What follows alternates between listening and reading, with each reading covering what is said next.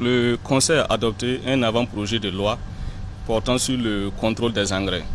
Il faut dire que la loi qui était la date de 2007 présente actuellement beaucoup d'insuffisances dues au contexte national et international qui a beaucoup évolué.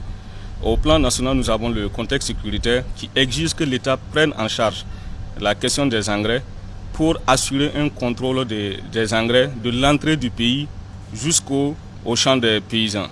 Il faudra que nous mettions en place un système de traçabilité pour éviter l'utilisation inappropriée de l'engrais par les terroristes. Également, de 2007 à maintenant, il y a eu le développement de plusieurs structures locales de fabrication d'engrais qui ne sont pas prises en charge par la loi de 2007 et il y a le développement de nouveaux types d'engrais, notamment les biofertilisants et l'engrais liquide qui ne sont pas également régulés.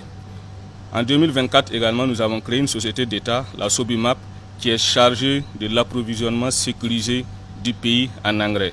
Donc, vu toutes ces évolutions, il était nécessaire de revoir la loi sur le contrôle des engrais. L'avant-projet de loi comporte plusieurs innovations. D'abord, l'avant-projet de loi va prendre en compte tous les types d'engrais, que ce soit les engrais liquides, les engrais solides et les biofertilisants.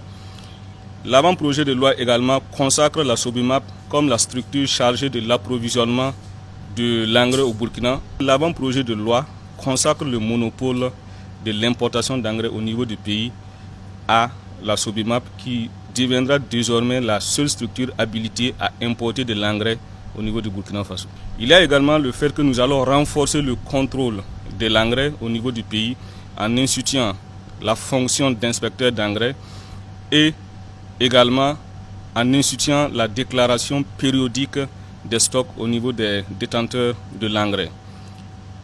Également, les niveaux des sanctions ont été rehaussés, les sanctions administratives et les sanctions pénales, afin de lutter efficacement contre les fraudes au niveau de l'engrais. Donc, cet avant-projet de loi vise à approvisionner le pays en engrais de manière sécurisée et à des prix compétitifs pour nos paysans.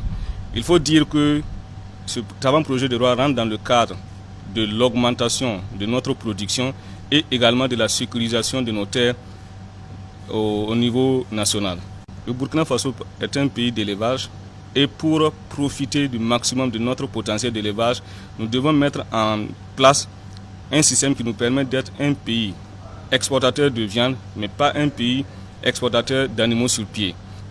Donc la situation de nos abattoirs actuellement, nous n'avons pas une structure centralisée de gestion, nous avons des infrastructures qui sont vétustes, un mode de gestion qui est assez défaillant, ce qui nous a amené à créer l'agence Faso Abattoir.